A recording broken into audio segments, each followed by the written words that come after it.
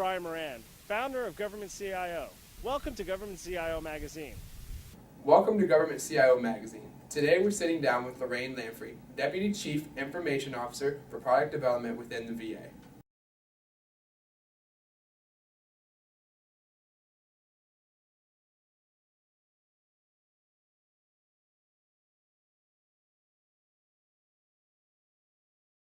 So Agile has helped us improve collaboration and efficiency by creating partnerships with our customers rather than having a handoff of requirements. This allows us to get real-time feedback from our customers while we're building products, and it also really helps us reduce the risk that the product that we're building won't meet their need because of that constant feedback. It's also improved collaboration inside of the OI&T organization and with supporting organizations. Our Agile teams include not only customers and developers, but also we have representatives from general counsel, from the acquisition community, and other parts of IT, like Section 508, security, release management, and the folks that are going to be responsible for operations and sustainment. So by all of that teamwork, we get fewer surprises when we deploy our solutions. Agile's improved our vendor options as well.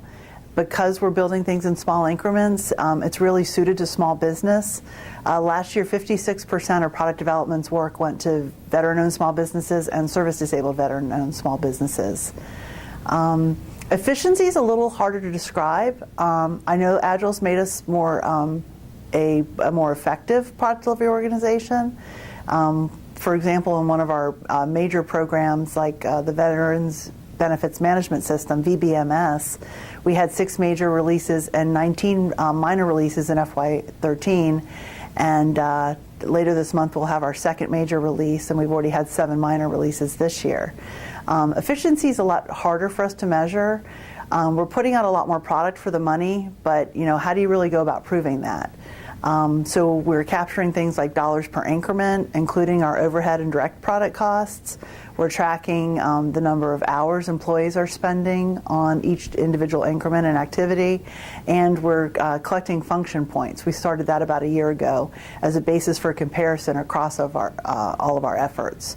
So, and I think the measurement piece is really how we're going to crack that efficiency nut, because with an organization as large as ours, we really have to be driven by data to get an accurate real-time sense of not only where we're doing well, but also where we need to improve.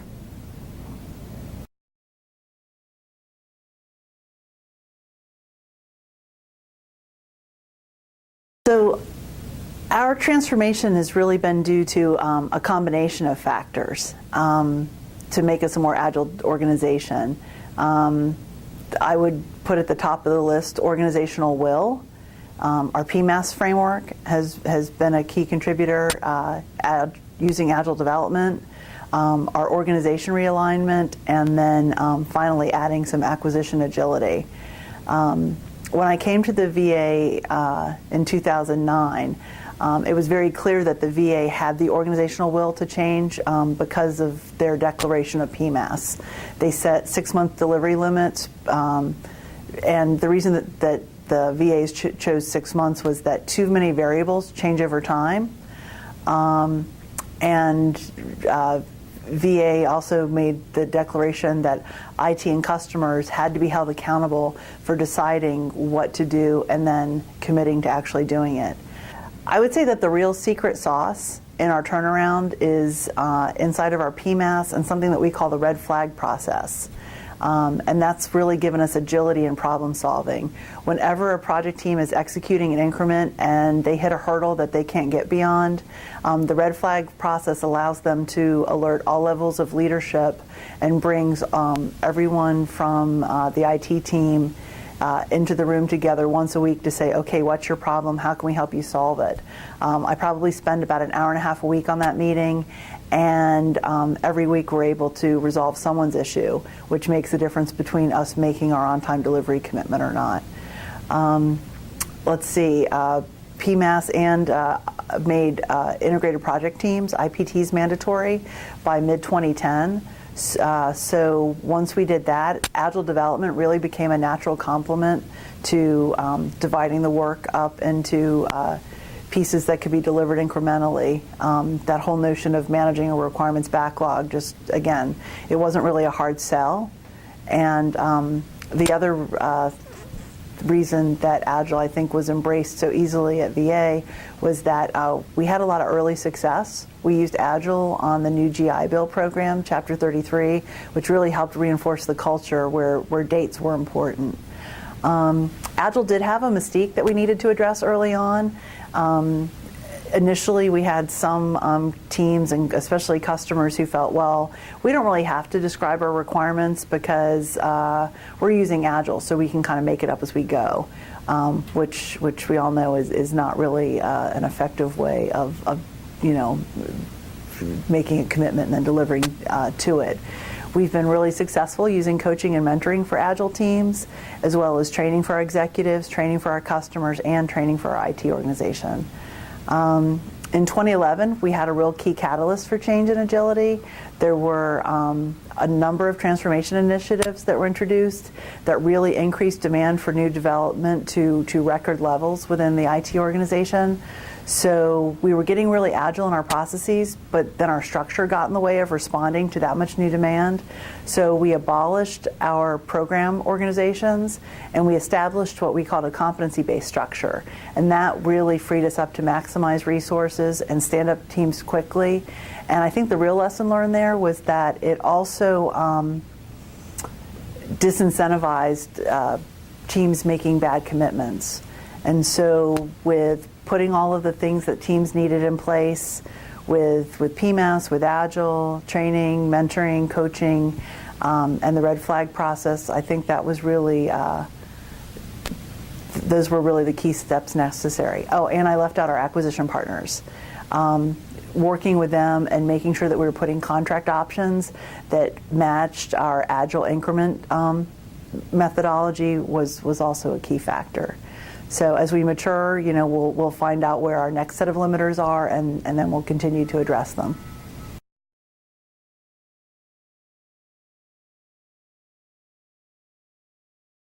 At the VA and OIT, we started piloting DevOps a little over a year ago, and we started with the way we attack most problems, which is, let's declare we're going to do something and then let's start, moving in that direction while we're figuring it out. Because of the large amount of integration that was required for the benefits transformation and eliminating the claims backlog, we felt that was a really important problem space to tackle first. And so what we did was we put the teams together that were responsible from portals all the way through payments on the back end and all of the processes in between. So we created a DevOps team that was a cross-functional team that has really helped highlight a lot of the principles of DevOps that we need to implement inside of OIT, as well as highlighted some real issues that we needed to address. Probably the most interesting for me, being in charge of the delivery organization, is that it's really highlighted that the power of DevOps is that it allows you to get to continuous delivery. And we had a lot of procedural steps and processes and culture that got in the way of that. When we introduced PMAS in 2009, if you go back about 5 years, every single program delivering something into production every 6 months, that seemed like this huge stretch goal. And now that we're, fast forward 4.5 years later, that now seems like a limiter and a constraint that's really in our way. And so that's something that we're trying to deal with, because we contract for work incrementally. We sign up for about 6 months worth of scope and put a team and dollars associated with that, but we don't want that to be the thing that limits how long a customer has to wait for functionality. And so that's really how we're approaching DevOps. And so again, we're not going to wait until we have the perfect DevOps implementation to start rolling it out. As we learn these lessons and find these solutions that we're correcting policy or correcting process or just empowering people to do what they need to do so that we can start introducing improved capabilities faster and faster.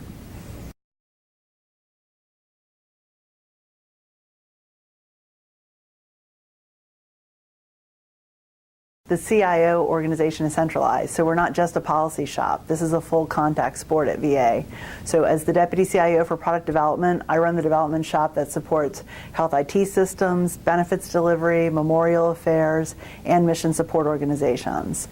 We're in a risky industry delivering IT systems with a pretty high failure rate. That being said, over the last 4 years, we've delivered 98% of our projects and sustained an 80% on-time delivery rate for putting product in customers' hands in increments of 6 months or less. Probably the most, and so as you imagine, that was quite a turnaround, and learned a lot of lessons along the way. The most important lesson that I took from all of this is that the only thing that really matters if you're trying to improve the performance of a delivery organization is actually delivering capability. And delivering frequently is the thing, and probably the only thing, that really greatly reduces that risk. If I had to sum it up, I would say 4 things have allowed us to change. First of all, PMAS. PMAS works because we only commit to doing what we can successfully do. We have shorthand at work for that. We call that the Yoda rule. Basically, do or do not. There is no try. And so in a nutshell, that means that you can't start a PMAS project without a requirement or resources. And then once you make the commitment to deliver, we use the red flag process that I mentioned earlier to make sure that we're elevating and solving obstacles in real time that a project manager is just not able to remove on their own. The other thing that's really allowed us to change is that competency-based organization. Looking at the Yoda rule, do or do not, there is no try. Well, then who would commit to try? Who would sign up to do something even if they didn't have enough people, even though they didn't have enough budget? Well, large hardwired organizations do that all the time because that's why their big organization exists. So with a small project management organization footprint, there's really no incentive to work on anything other than the agency priorities that are set up for success. Agile is the thing that really reduces the technical risk and the delivery risk, and also just, I think in general, results in better systems because you've got that flexibility to not only do what the customer asked you to do, but also throw in some of those delighters that really makes a solution cool. And then the last thing I would say would be increment-based contracting. Whatever acquisition approach you use, it's got to match your overall approach to delivery.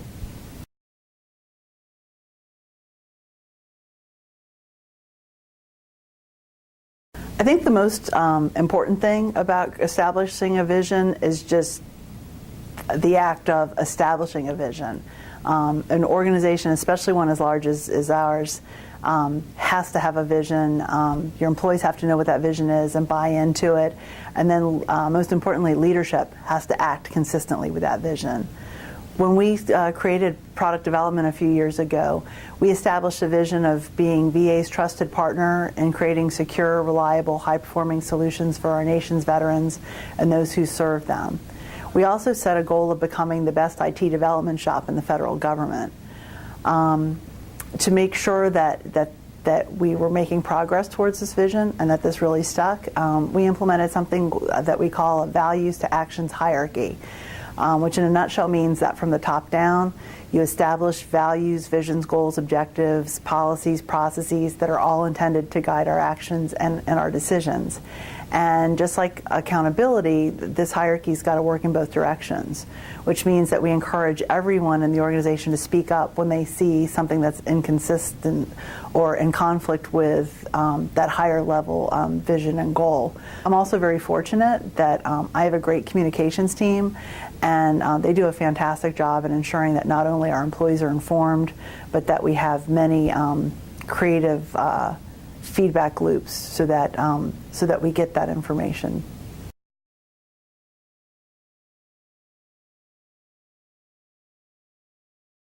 I'm pretty comfortable with 80% as being the right on-time delivery target.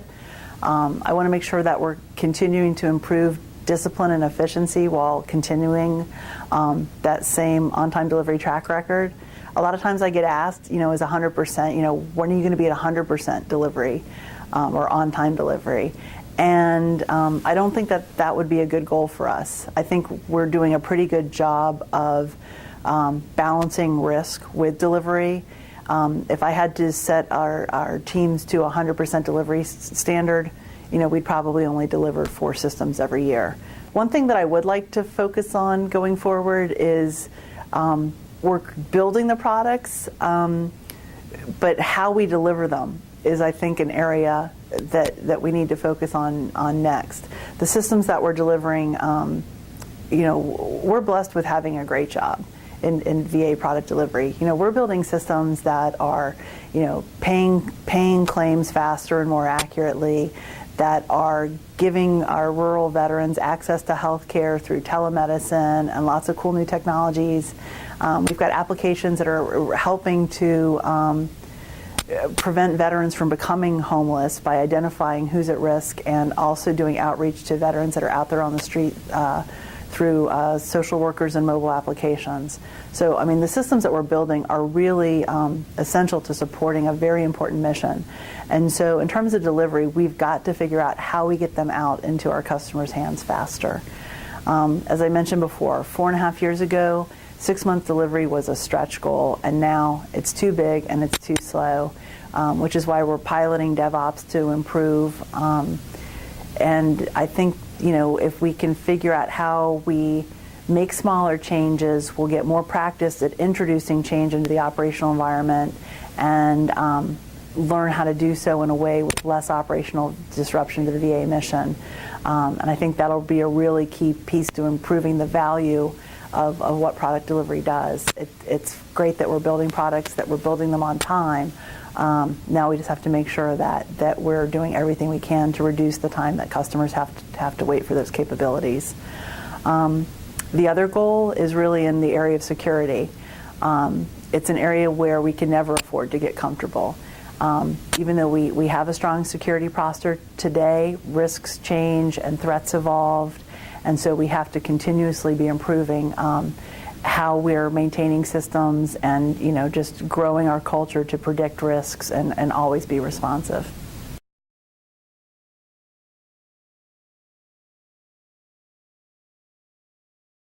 I've talked a lot about what we do in VA and OIT product development and how we do it, but I would like to spend a few minutes just sharing a little bit on why. There are a lot of people depending on us. There are over 22 million living American veterans, 8.8 million who are enrolled in VA's health care.